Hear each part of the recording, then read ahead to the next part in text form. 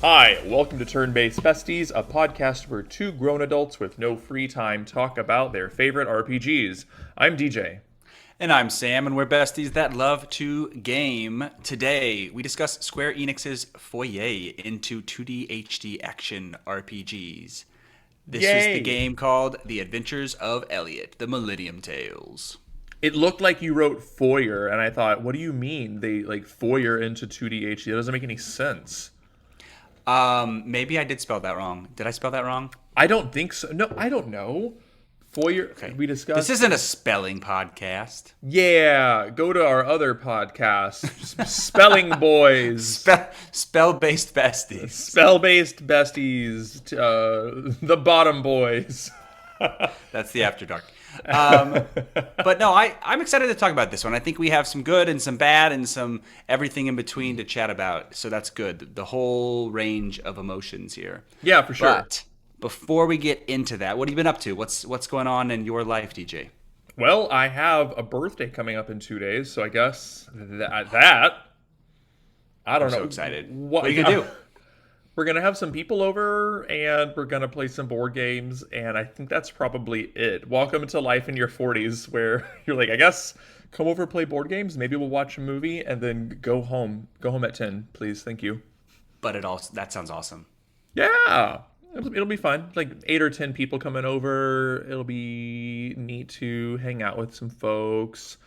That's about it, man. The past couple of weeks, it's been kind of chill with my life, I like it. What are the go-to board games? I gotta ask. Go-to board games? Yeah, Well, what I are they mean, gonna play? well, I'm still a fan of Catan, even though I love Catan. cherish my friendships, so maybe I shouldn't be a fan of Catan.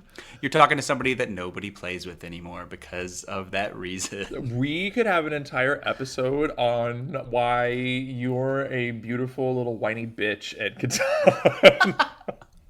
It's part of the game. It is highly strategic to bitch and moan to try to get people to not put the robber on your places. What makes me mad? It's 90% of the game right there. What makes me mad about that is I fell for it every time you did it. Every No. time I'd be like, No. guys, stop being mean to Sam. And then every No. time you'd be like, Tay ha would ha just- ha, I got the longest road.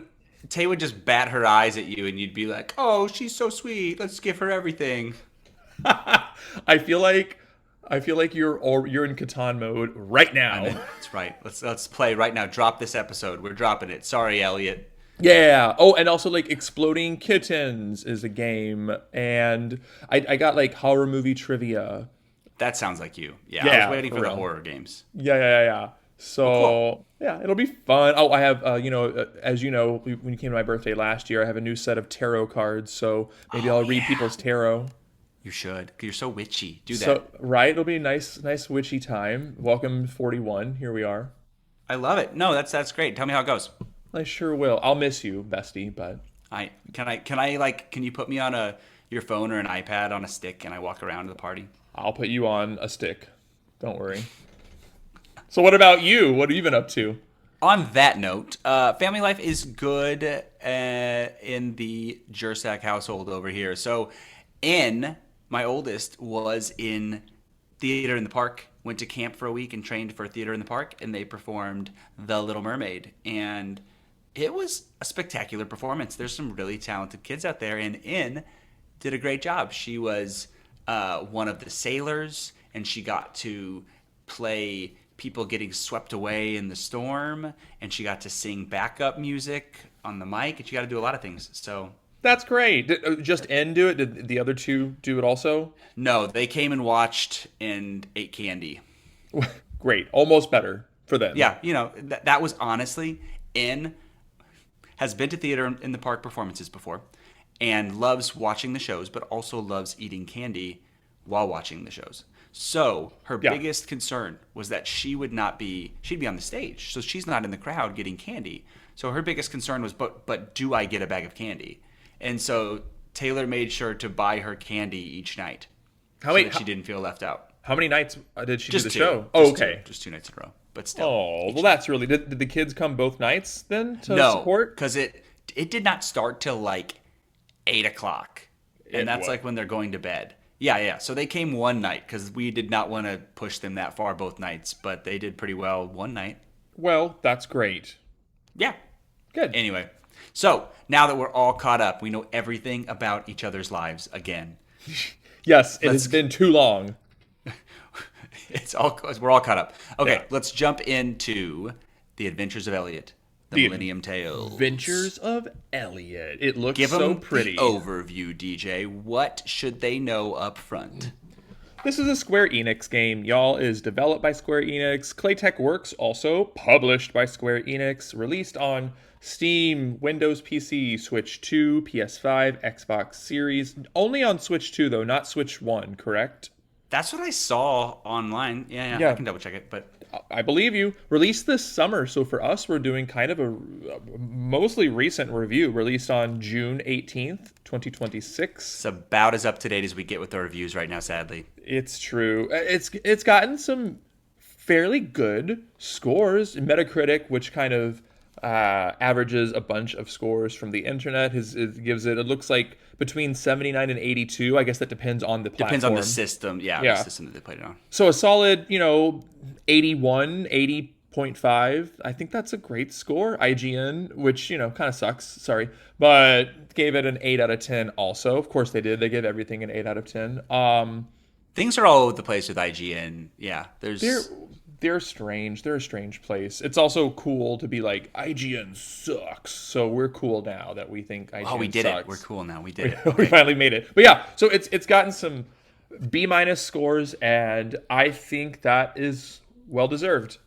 Yeah, the number scoring can be so difficult too because it's like if it's a type of game that you love and it's an 8 out of 10, you're gonna have such a good time.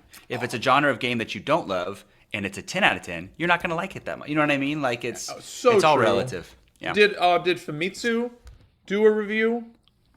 I don't know. Oh, they did, and pretty much. So the Famitsu does 4 scores. They're like kind of like the score in Japan, all out of 10. A score of 8, a score of 8, a score of 9, and a score of 8. Yep. So exactly so everybody's pretty similar, pretty close. Yeah. Great. So Sam, we know the scores. We know this game was released. Tell us a little bit about the story. Sure. So, in this game, you are set in the land of Philadelphia. Strange name. The kingdom is surrounded by dangerous beast tribes and only kept safe by a magic spell from the princess. However, new ruins appear that require investigation. You play as Elliot, an adventurer who is tasked with braving the wilderness to explore these ruins. This quest will expand to involve time travel across multiple ages. The fate of your kingdoms, as well as the various other ages, will depend on uncovering the secrets of this land and those who inhabit it. So, yeah, you're in Philadelphia, strange name. You travel across the ages, and I don't want to get more into the story, but the story was okay, especially, I will say, there are multiple endings. There's a golden kind of good ending, and there's a lot of, you can kind of end it once and then keep going, and there's a lot of space between an earlier credits roll and the true golden ending, and I think the meat of the story, it definitely picks up in that last segment if you want to get the golden ending. So for anybody out there, if you keep pushing, I will say the story does get more interesting. Because you got the first ending, like the early ending, right? I think there's 3 major endings, and I think I got all of them at some point. Nice, good. Also, I can't, I'm had to mute when you said the name Philadelphia. I'm like, that's just Philadelphia but you're drunk. I mean, yeah, or it's like somebody from a different country that's never been to the United States, and they're trying to name cities. You're like, yeah, New York, Philadelphia, LA, San Francisco. Yeah. Chicago, great. Nailed it. Yeah, thank you. But let's get more into the gameplay, though. My favorite part of a game. What's it like when you're actually playing it hour by hour? So this, as DJ said, is an action RPG. I would say the exploration is a pretty top tier part of it for myself. There are beautiful areas to explore. You've got beaches, you've got caves, you have forests, and there's bunches of little dungeons. There's plenty of loot to find in the chests, which might have weapons or weapon upgrades or different things like that, or some different currencies. There are basically shrines. So a la Breath of the Wild, there are little little mini dungeons scattered throughout that you can encounter, and they might give you a heart piece. Again, this sounds a lot like Zelda, and it feels kind of like a top-down Zelda, but just elevated. You can also do these shrines, and you might get new abilities and new abilities for your companion fairy person, which is not really a spoilers. And you might get new weapons in these shrines too. There's a cat finding mini game, FYI, just so people know. So part of the exploration is you are finding cats across the ages and across the kingdom. Hell yeah. You can go on little side quests, and there's lots of overworld and dungeon puzzles. And they normally do involve that side character, the fairy fae, who gets all additional skills and abilities that mostly help you in puzzles. So I love the idea of loving Zelda so much. I haven't finished a damn Zelda game in my life. I've started probably every single one, and after like 5 hours, I'm like, well, that was fun. I'll go on to something else. And I should have known going into Adventures of Elliot, which is essentially just a fancy Zelda, that it would be the same result for me. But I hoped against hope. a little foreshadowing from DJ there. But yeah, I would say it's an elevated, in some ways elevated. I'm not trying to diss Zelda. I like Zelda a lot, but like an elevated combat, elevated exploration a little bit, and probably not as good on the puzzles and story as a Zelda game. So it's Square Enix's take on a Zelda game, maybe. Yeah. And then combat, when you're actually fighting somebody, you use action combat. You'll fight against these overworld enemies in every region, biome, and dungeon. You'll have some mini bosses and bigger bosses within these dungeons. You get a primary weapon and a secondary weapon. And most weapons will have a normal attack, like a quick attack, and a charge attack form.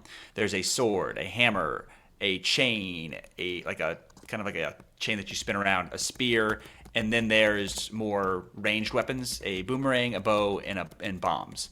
So again, bombs, just like Zelda-esque. So my favorite, just as an aside here, I either used the sword or I would use the spear, generally the spear. It's because I had this additional thing that I could do with the spear that it would get a magic attack with it if your health was high enough. So I got extra damage with that. And then I would use the boomerang for my secondary weapon, so I had some range. Do you remember anything that you like to play with? I like the boomerang. Boomerang. I like that boomerang. I like the boomerang very much. That was my favorite. I like the spear. Yeah, did you like to spear? I mean, I was gonna ask, like I feel like it was so easy to have the sword, have the boomerang, and then just kind of call it a day unless you needed bombs for puzzles or something. Yeah, I use the bombs a lot. I did like the spear. I could see myself using the chain scythe or whatever that thing was called more if I did a second run through, which I probably won't do. And then, also I had a special build on my bow because it bothered me to run out of arrows. But against bosses, I had like an exploding arrow setup, so I could just shred the boss's health bars with the arrows and not care about running out of ammo. Yeah, shred, brother. Shred that boss. I was shredding the gnar. Yeah. Tell us about some magicite. Okay, so good point here. So magicites, basically you can equip these little magicite things to your weapons and it powers them up. And it might just make them more powerful, like more damage, more crit rate, or it might give them different abilities. And how do you get this magicite? Well, sometimes you can just find like a piece of magicite that'll give you a buff in a chest, which is great. But also it's one of the currencies that the baddies drop when you take them out. You'll get money, but you'll also get magicite fragments that you can then take and like smelt together or whatever you do with them, and you get different magicite pieces. It's all randomly generated, but each piece of magicite is specific to the type of weapon. So like there's pieces that can go on the sword, pieces that can go on bombs. And there'll be a certain number of slots, basically, or points that you have towards each weapon to equip the magicite. So one piece of magicite might be really powerful, but it takes like 7 points. So you can't use as many things with it. And you'll get more points to use magicite as you go and kind of level up. So I'd say it's kind of like the leveling system, because there is not a standard leveling system. Because as you equip more magicite, your weapons do more attack damage, because some of them just let you do more attack damage or crit damage or those kind of things. So then you can tackle more difficult monsters. And you are more powerful by the end with weapon upgrades and magicite upgrades, but there is no standard leveling. Yeah, that one sucked too. I hate that there was no standard leveling. That made it less fun for me, though I did appreciate the magicite component of the game. Yeah, I liked it a lot. It was kind of almost akin to the Lumina system in Expedition 33, but on a much more Oh, simple level. yeah. So I like that. You have a dodge mechanic, and you also have a shield or blocking mechanic, which I never used because I don't know Really? why. I like to dodge way more than I like to block. Oh, I blocked a lot. Because it had like stamina to your block, and you had to like try to time it perfectly. Mm-hmm. And so I was just like, nah, I move out of the way. So that's how I did it. And then we mentioned her before, but Faye, you have a fairy who can fight with you because they can like set things on fire, but mostly their abilities are for puzzles. And I would say that was a cool highlight is you have a fairy ability. Some people got really sick of Faye because she talks a lot, but mechanically I thought it was well done because you can use all these cool power-ups that Faye gets to traverse, but also mostly solve puzzles. Yeah, so they even updated the game where you could turn her voice acting off completely.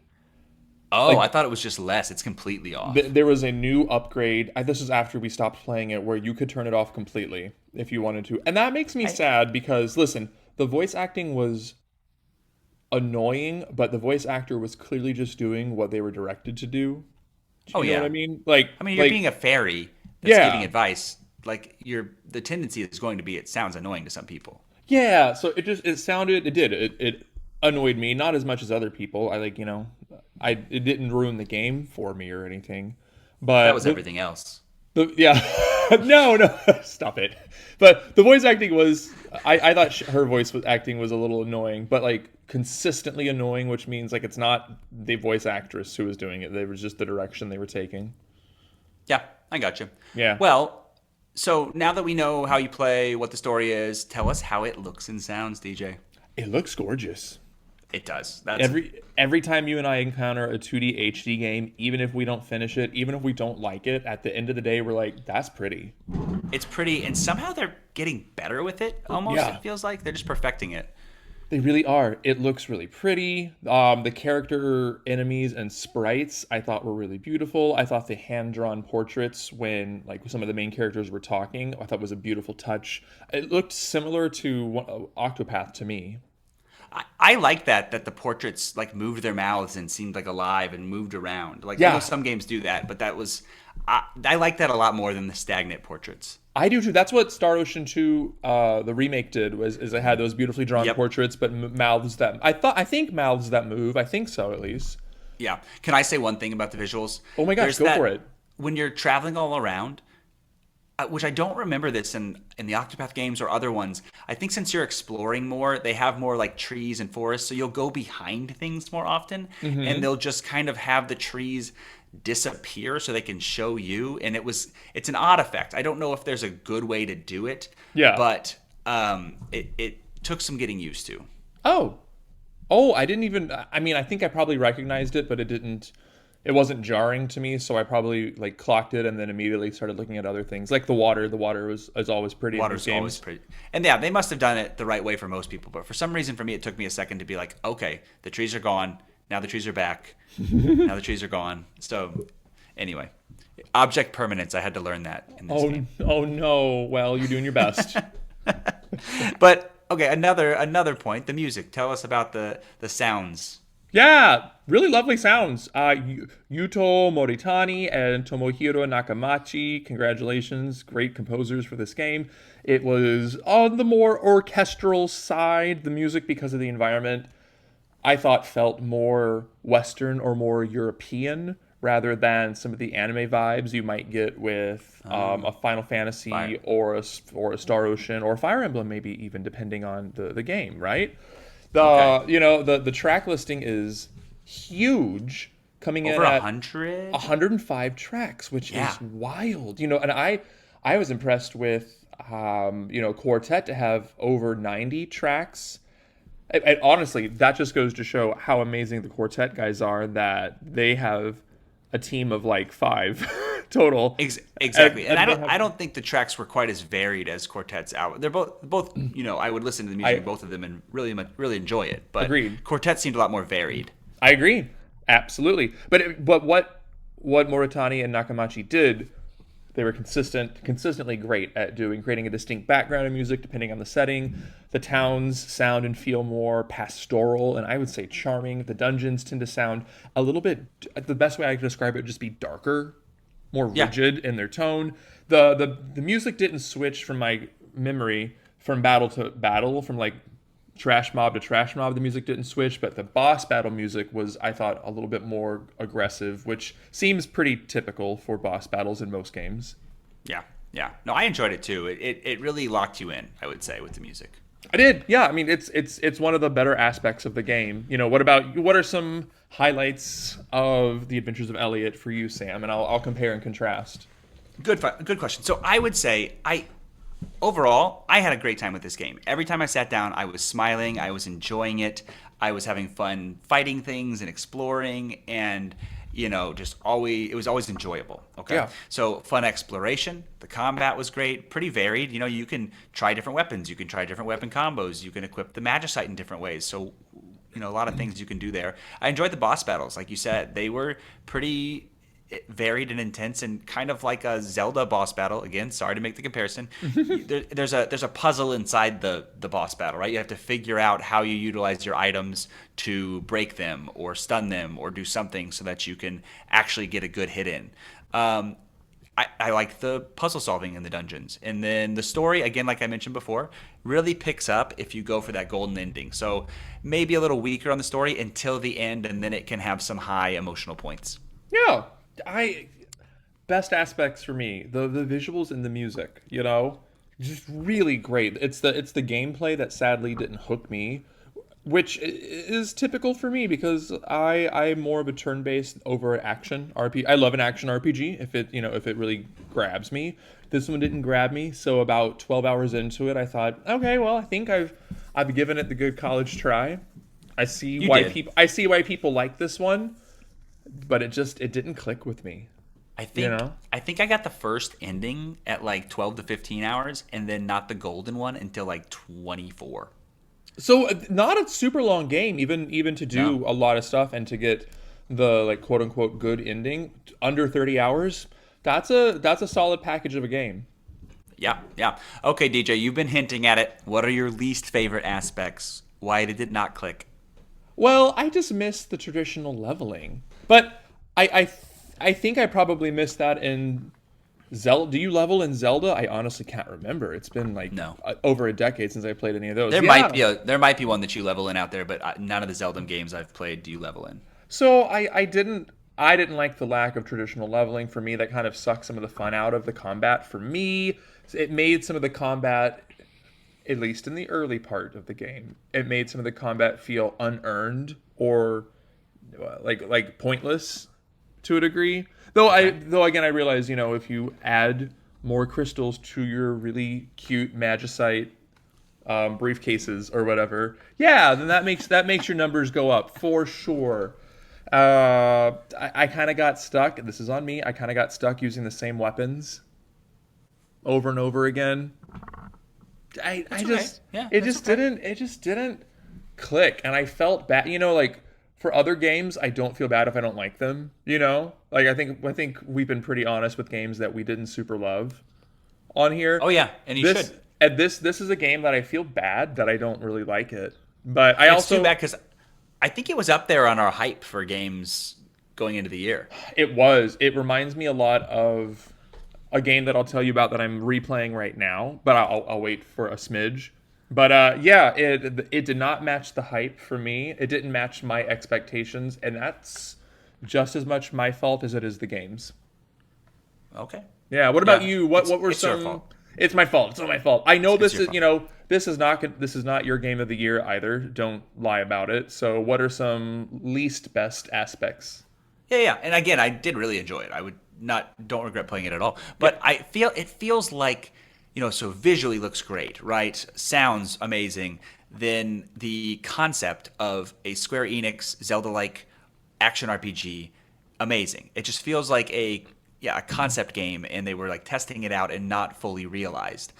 And the reasons I say that are a few. So travel between the time zones and the ages just didn't feel distinct enough. I just don't feel like each zone felt like, okay, I'm in the more future one. Okay, I'm in the way more past. Like that was it just didn't seem like it was well realized. And I would like to feel like I'm traveling to a different time when I travel to a different time. And then also along those same lines, you'd go to these dungeons and they would be the same from the future and the past. Like the same building would exist. So again, doesn't feel that different. Maybe there should be different buildings, but you wouldn't be able to go. It would just block you off. Like you in a dungeon, you like couldn't go to certain areas because only in one time zone time era would you finish that whole dungeon. And then in the other ones you might be able to get different loot, but you don't do the whole dungeon. You don't fight the boss at the end. So it's like, okay, why am I going into this place? Like each time in each era it feels like each thing should be crafted for that era and feel special. And it feels like if at the least they could have made the enemies different. The enemies were pretty similar between the again, exactly, like that feels like if you were having a fully fleshed out game, the enemies would be different in the eras or feel a lot more different. Yeah, I mean, it really feels like the team was like, "Hey, this is good enough. Let's do this."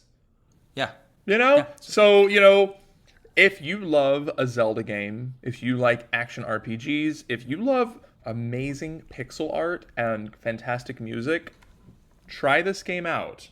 You're gonna have a fun time. I would say, if you like those things, I would definitely say you're gonna have a fun time with this game. Yeah, but if you want a fully realized game, because Elliot to me feels like proof of concept and not a true fully realized game. If you want traditional leveling, this game ain't for you, and that's okay. Yeah. And I'm hoping that because they've done so many HD 2D games that are turn-based, that they'll give the action RPG another try in the future, and it'll really, hit the highs we're looking for. Because again, I would say 8 out of 10 too for me. But had they done the things I mentioned, I would have. The way it looks, the way it sounds, the way it feels, I could have jumped to like a 9.5 for this game if they would have done the things, the world building things I mentioned, and the variation in enemies, those kind of things. But yeah, sure. Anyway, that is our review of The Adventures of Elliot, the Millennium Tales. Yeah. So maybe go check it out if you like what we said. And on a different note, DJ, what are you playing that is not The Adventures of Elliot, the Millennium Tales right now? So, a game I am playing that had similar hype for me in 2024 and did not match the hype.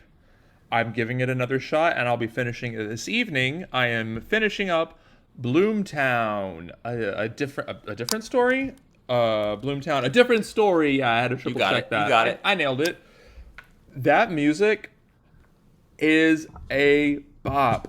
Holy crap! Even Max, you sent me some clips. Even Max, my husband, is sitting there and he's like, "Why didn't you like this game 2 years ago? This music is great." That's such a Max take that I love so much. I know, that I love it too. When you go back to it, it's like, it's your fault. Why didn't you do this better? It wasn't my fault. I didn't like it because the translation was horrible 2 years ago. They did a bad job, and they did a great job now. Oh, I mean, they didn't do a bad job. It's just like it was messy. It was messy, and now they fixed it. There are a few quality of life things they did. It's great. Would I recommend it to you to play? Nah, there are probably other turn-based spooky games that you could play in place of it, but the music is fantastic. Well, here's to the team for making some changes, probably taking feedback and making it a game that you're enjoying so much now. I think so. That's a great thing. Yeah. I also just beat Tokyo Mirage Sessions last week. Excellent game. I'm so thrilled I played that game. It's so stupid. I love it. You were just like grinning ear to ear and just talking that game up so much. It's great. It's so great. If I've ever got a spare 70 hours, count me in. I sure will. You should count yourself in. I also I showed you before we started this, for my birthday, I ordered and got the physical copy because physical media matters, ellipses. I got the physical copy of Final Fantasy Pixel Remaster, so that's Final Fantasy 1, 2, 3, 4, 5, and 6. I've only played 1 and 6, so I've got some games to play if I want to. That's great. Yeah, that's so many hours. You were telling me the number of hours there, and that's a lot of time. That's good That's though. a lot of time. That's a lot of pasta. But what else are you playing, Sam? Speaking of a lot of time, I am still in Trails in the Sky first chapter, and I got to get to the end of it. I never am upset to grind out some hours on that game, though. So Right? that's what's good. It's always fun. It's always fun. And In actually has been playing that with me, right? I think I mentioned that last time probably. Yes. She reads and I play, so that's been good. And then I'm jumping in and out. I think I'm almost done with it. Splatoon Raiders, I know. I'm not going to sadly talk about it because it's definitely, I would say, not an action RPG. But it is a fun little jaunt, squirting some ink and blowing up some salmons, everything you do. Wow, sounds like such a traditional RPG to me. Anyway, well, tell the people out there, DJ, where they could find us in the world of the internets. The world of the internet's at Turn-Based Besties. That's literally it. Anywhere. Instagram. Go follow us on Instagram. You can hear us on Spotify, Apple Music, etc. Go to our YouTube. It's going to be the same episode, but you can listen to it on YouTube. Check out our TikTok. Sam, you had some TikToks blowing up in the past couple of weeks. Proud of you. Yeah, I got over 700 likes on that TikTok this week. That's crazy. I know, that's crazy. So we're going to try to keep that trend going. We're going to Keep that momentum. Only 700 plus likes on future TikToks. That's the bar now. Yeah, so go like our TikTok. Sam's doing an awesome job. If you want to chat with us about Adventures of Elliot or really about anything, shoot us an email at turnbasedbesties@gmail.com. Sam, when do we have new episodes? Friday mornings. Friday 8 a.m. mornings, Pacific yeah. and 10 a.m. Central, which also means 11 a.m. Eastern. Yeah, or 9 a.m. Mountain Time. That's right. Every You're other welcome. Friday. Every other Friday. You are so welcome. Basically. So big thanks to everyone who's following us on social media on this really fun adventure that we get to go on twice a month. Bestie boy. That's right. And when everything in the world points right, maybe go left. See what you find. Because I'm Sam. And I'm DJ, and this has been another episode of Turn-Based Besties. Boy! Bye-bye.